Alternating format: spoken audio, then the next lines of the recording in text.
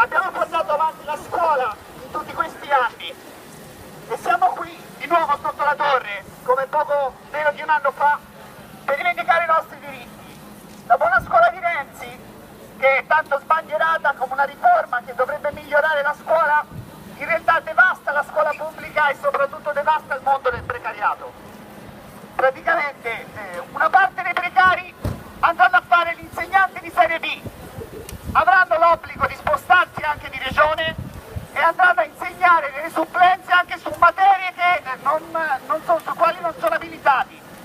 Per quanto riguarda tutti gli altri saranno licenziati. Quindi praticamente Renzi vuole risolvere il problema del precariato licenziando in massa la metà dei precari e mandando gli altri a fare gli insegnanti di serie B. Per questo motivo, come precari della scuola, abbiamo deciso di venire qua, di nuovo sotto la torre, di nuovo in Piazza dei Miracoli, come meno di anni fa, per rivendicare i nostri diritti, perché il tempo del dialogo è finito. Il governo non ci ascolta, il governo se ne frega, il governo è arrogante e fa un vanto del fatto di fregarsene di quello che dicono i cittadini. Si fa un vanto del fatto che il mondo della scuola è contro la sua riforma, ma lui vuole andare avanti e per questo farà uscire dei decreti, cambiando quindi la scuola con un decreto e poi pensiamo voti di fiducia.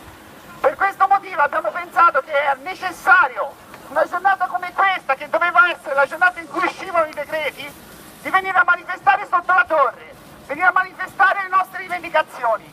Le nostre rivendicazioni sono rivendicazioni unitarie, perché ci siamo anche stancati di farci la lotta tra di noi.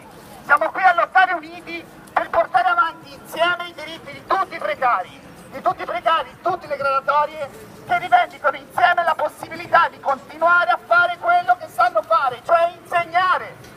E cosa chiediamo noi? Chiediamo innanzitutto che vengano assunti coloro che hanno i 36 mesi di servizio, indipendentemente dalla fascia a cui appartengono, e che questa regola valga non soltanto adesso, ma anche in futuro.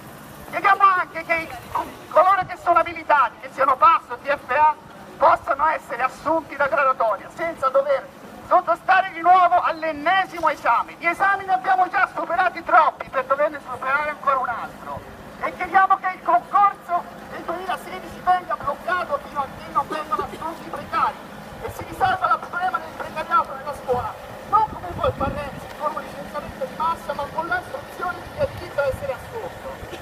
Chiediamo anche che si faccia finita con i tagli alle risorse, i tagli al personale ATA, e chiediamo che coloro che vengono assunti non vengano mandati a fare l'insegnante di serie B, a fare i tappabuchi a giro per tutta l'Italia e insegnare materie che non gli competono, ma possono insegnare la loro materia. E chiediamo quindi che si possa continuare a fare le supplenze se c'è bisogno nelle scuole e che coloro che facevano queste supplenze possano continuare a farlo e non vengano cacciati dalla scuola. Ma soprattutto chiediamo che finalmente si torni a investire nella scuola, sia nelle risorse, sia nell'edilizia, nella didattica, nei laboratori. Si investa per ridurre il numero dei ragazzi per classe, per migliorare la didattica, perché soltanto così la scuola potrà migliorare. Altro che buona scuola! La nostra battaglia inizia oggi, ma non finisce qua. Noi continueremo questa battaglia, Renzi deve saperlo, perché la nostra battaglia si fermerà quando noi avremo vinto e noi non ci fermeremo.